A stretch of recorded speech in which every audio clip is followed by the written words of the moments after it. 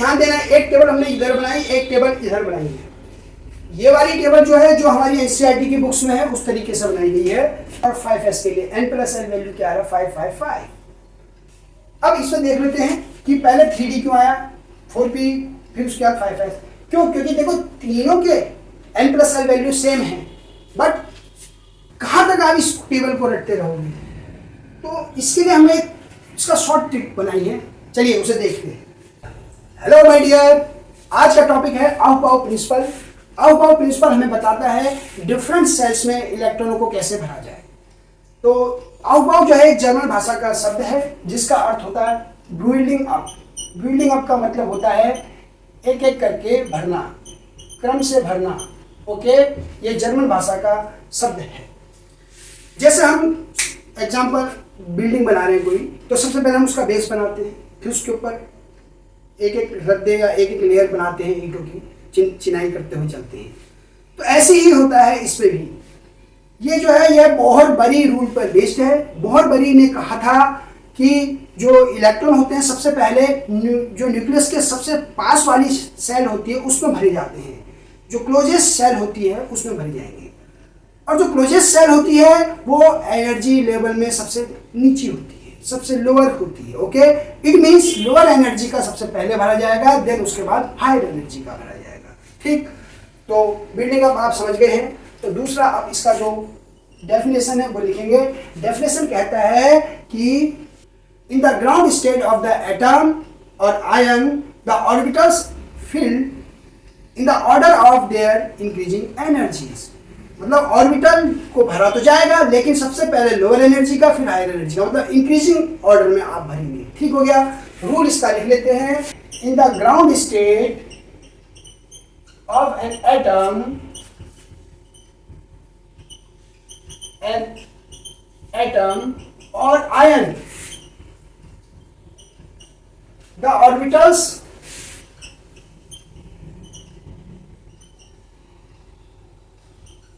filled in the order of their increasing energies.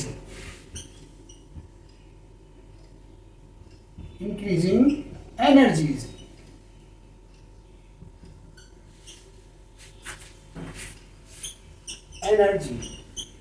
Okay, तो सबसे पहले लोअर एनर्जी का भरा जाएगा, देन उसके बाद हायर एनर्जी का भरा जाएगा। ओके, अब कैसे पता लगाएं कि कौन सा लोअर एनर्जी का है, कौन सा हायर एनर्जी का है? तो इसके लिए एक रूल भी दिया था इन्होंने। इस रूल को कहते हैं n+l रूल। ओके, तो n+l रूल में जहां n क्या है, प्रिंसिपल क्वांटम नंबर है, l एजीमुथल क्वांटम नंबर है। तो जिसका n+l वैल्यू सबसे कम होगा उसको सबसे पहले भरेंगे। तो पहला पॉइंट ये ध्यान रखना है हमें इसमें कि lower n+l value orbital field first. Okay, ये ध्यान रखना है आपने। तो सबसे पहले हमें इसको भरना है, जिसका n+l वैल्यू सबसे कम होगा उसको सबसे पहले भरेंगे। अगर किसी का n+l वैल्यू सेम है तब क्या होगा? When n+l value both the orbitals are same, then सबसे पहले उसको भरेंगे जिसका n वैल्यू कम होगा। ओके, तो when the n+l value same, then fill the orbital having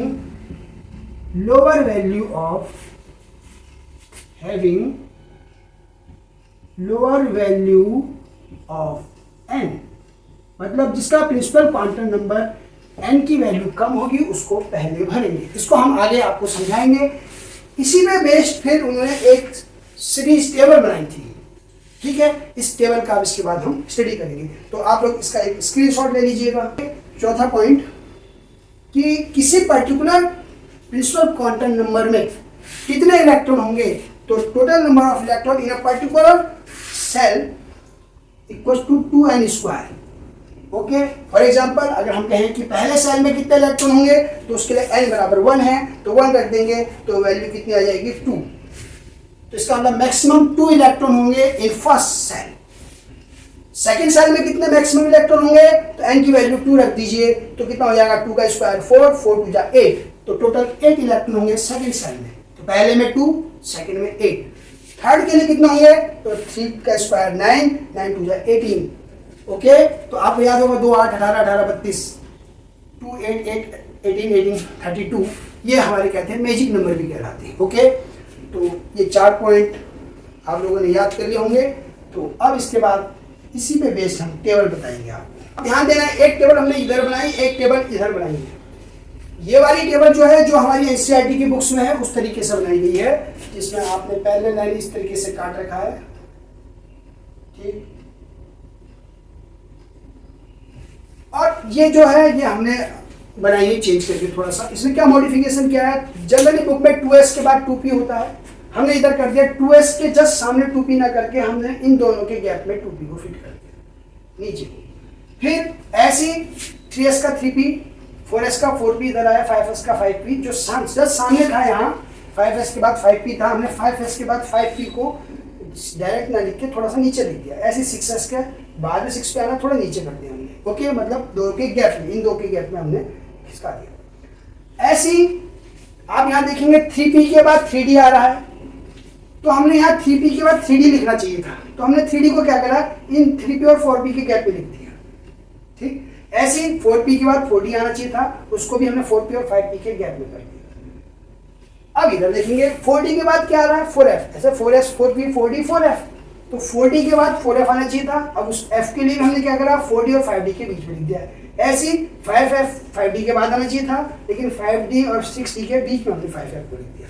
वो इसलिए क्या, ताकि आपको समझने में आसानी रहे। ठीक, तो पहले हम इसको समझते हैं। सबसे पहले कौन भरा जाएगा, जो बुक में है उसके अकॉर्डिंग 1s को पहले भरा गया। अब 1s को क्यों पहले भरा गया, तो इसके लिए आपने इसकी n+l वैल्यू निकालनी है।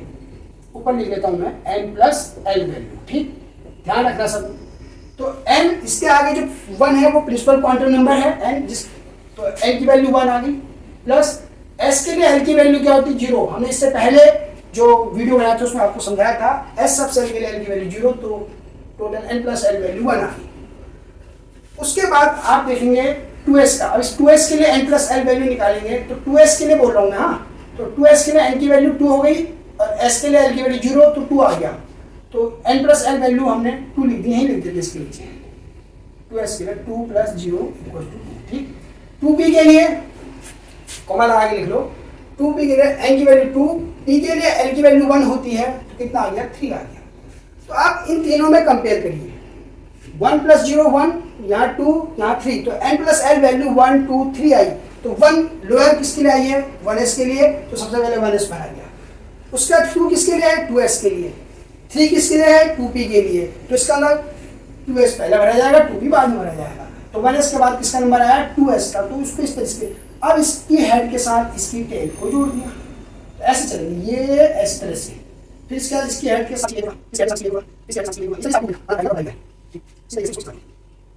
अब चलेंगे कैसे, यहाँ से ऐसे चले, फिर उसका ऐसे घूम गए, फिर उसके बाद ऐसे चले, फिर ऐसे घूम गए। तो कौन है, 2p आया। 2p के बाद कौन आया, 3s। तो पहले भरा गया 1s, फिर भरा गया 2s, फिर भरा गया 2p। देखते रहेंगे, 2p के बाद कौन भरा गया, 3s। अब 2p का हमने n+l वैल्यू निकाल लिया था, ऐसे 3s का n+l वैल्यू जरा देखेंगे, इंपॉर्टेंट है और समझ में भी आएगा। तो n की वैल्यू 3 और l की वैल्यू मैंने बताया था s के लिए 0 होती है, तो 3 आया। तो आप देखेंगे 2p और 3s के लिए, दोनों के लिए वैल्यू कितनी आ रही, 3 और 3। तो सेम जब कंडीशन आती है n+l वैल्यू की, तब हमने कहा था जिसका n वैल्यू कम होगा उसको पहले भरा जाएगा। तो आप देखेंगे 2p के लिए n की वैल्यू 2 है और 3s के लिए n की वैल्यू 3 है, तो लोअर वैल्यू किसकी हुई, 2p की हुई, इसलिए 2p पहले भरा गया, फिर उसके बाद 3s भरा गया, तो 2p के बाद 3s का नंबर आया। ठीक, ऐसे इस तरीके से ये वैल्यू n+l रूल पे ही बनाई हुई है और इस तरीके से बनेगी। 3p के बाद किसका नंबर आएगा, 4s का, 4s के बाद किसका नंबर आएगा, 3d का, 3d का, 4p का, 4p का, 5s। तो इस तरीके से ये चेंज है। ये तो था जो हमने बुक में पढ़ा। अब इसको थोड़ा सा मॉडिफाइड किया ताकि आपको इजीली, इसमें थोड़ा सा कॉम्प्लेक्स दिख रहा है, यहाँ समझते हैं। तो मैंने आपको पहले बताया था कौन आ गया, 1s, तो 1s पहले आ रहा है, फिर उसका किसका नंबर है, 2s का, उसके बाद आया 2p का, 2p के बाद 3s का, तो 2p के बाद 3s का। आप 2p और 3s को देखेंगे तो बिल्कुल सेम, आपने ऐसे पहले लाइन इन दोनों कट कर देना है, क्योंकि 1s के बाद 2s का नंबर, 2s का 2p का नंबर। फिर अब इसी के पहले सारी लाइनें खींचते चलो, तो कोई दिक्कत नहीं, सब दिखता हुआ जाएगा आपको और क्लियर होता है।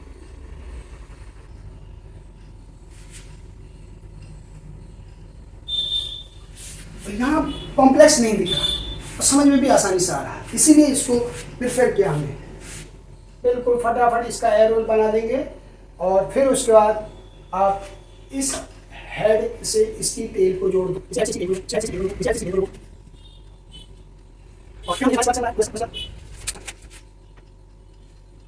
तो सबसे लोअर एनर्जी का है 1s, ऐसे चले हैं पहले 1s, फिर उसके बाद 2s, फिर उसके बाद 2p 3s। तो लिख देंगे यहाँ पर पहले 1s, फिर 2s, 2s के बाद क्या आया 2p, 2p के बाद 3s, 3s के बाद ऐसे चले ये 3p, जैसे रेलगाड़ी चल रही हो। 3p के बाद 4s, 4s के बाद फिर किसका नंबर आया 3d का, 3d के बाद फिर किसका नंबर आया 4p, 4p के बाद किसका नंबर आएगा 5s, 5s के बाद किसका नंबर आएगा 6s, सॉरी 5s के बाद आएगा 4d, 4d के बाद 5p। थोड़ा सा इसको नीचे लिख देंगे 5s, 4d, 5p, 6s। तो इस तरीके से हम भरेंगे। फिर 6s के बाद किसका नंबर आया 4f का, 4f के बाद किसका नंबर आया 5d, 5d के बाद किसका नंबर आया 6p, 6p के बाद 7s, 7s के बाद 5f, 5f के बाद 60। तो ये ऑफ ने बताया था, इंक्रीजिंग ऑर्डर में लिखा गया है, तो ये लोअर एनर्जी का है। इसके बाद ये इस तरीके से हमारे पास है। समझना है कि n+l रूल b की वैल्यू भी लिख लेते हैं। तो इसके लिए n+l वैल्यू कितनी आई 1+s, तो 1, और s के लिए n की वैल्यू 0 होती है, तो 1+0 कितना आया 1। 2s के लिए n की वैल्यू 2 है, s के लिए l की वैल्यू 0 है 2। 2p के लिए n की वैल्यू 2 है, l की वैल्यू 1 है तो 3। 3s के लिए n की वैल्यू 3, l की वैल्यू s के लिए 0 होती है तो 3 आया। देखिए यहाँ भी 3 है, यहाँ भी 3 है, थोड़ा ध्यान रखना है। 3p में n की वैल्यू 3, l के लिए p की वैल्यू क्या होती है 1 बताया था आपको मैंने, तो 3 + 1 कितना आ गया 4।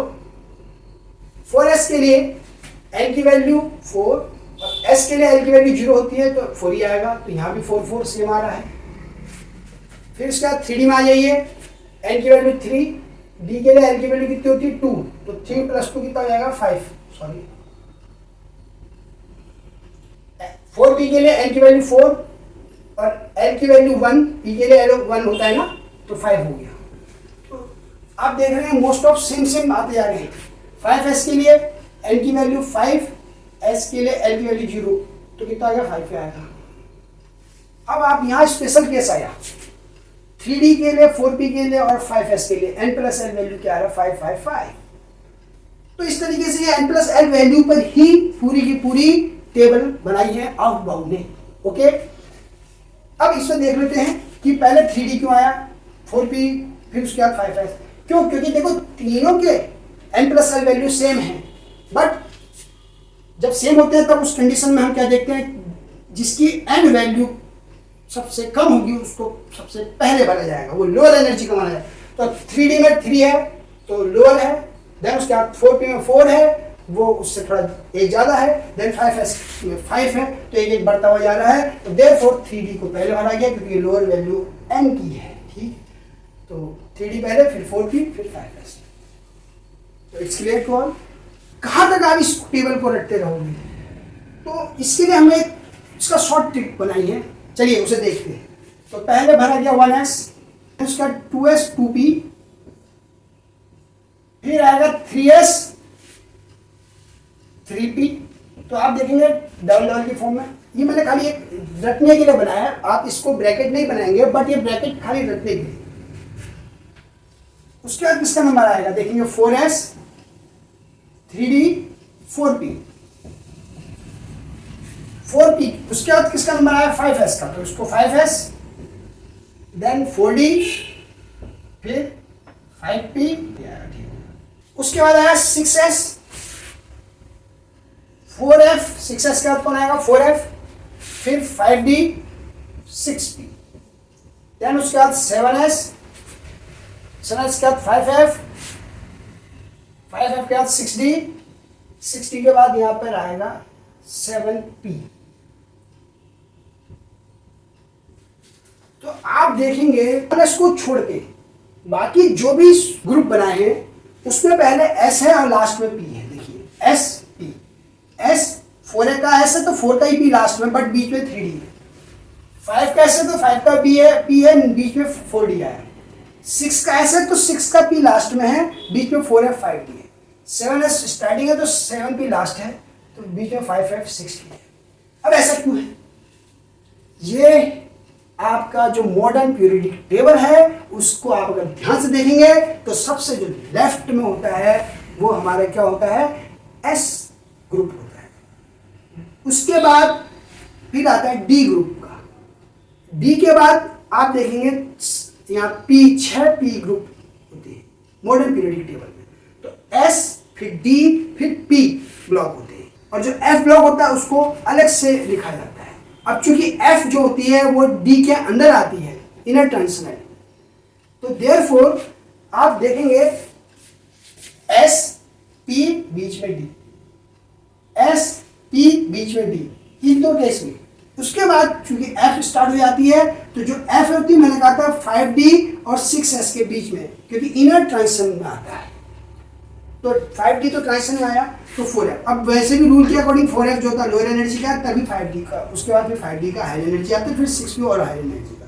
अच्छा एक चीज और ध्यान रखेंगे, 1S को छोड़कर 2S 2P 3S 3P एक तरीके का ग्रुप, उसका फिर D शुरू हो जाता है, 4S 4P फिर बीच में 3D, 5S 5P बीच में 4D, ये एक तरीके का ग्रुप।